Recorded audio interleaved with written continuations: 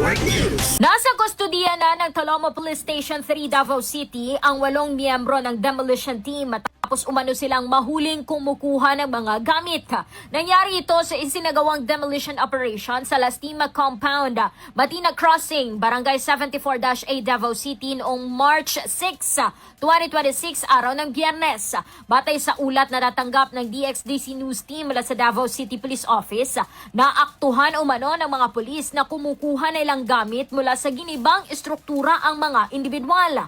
Nang suriin ang mga bag na dala ng mga suspect, na-recover ang copper wires, jacket at iba't ibang uri ng damit. Sa kasalukuyan, inihahanda na ang kasong theft o pagnanakaw na isasampa laban sa mga naaresto.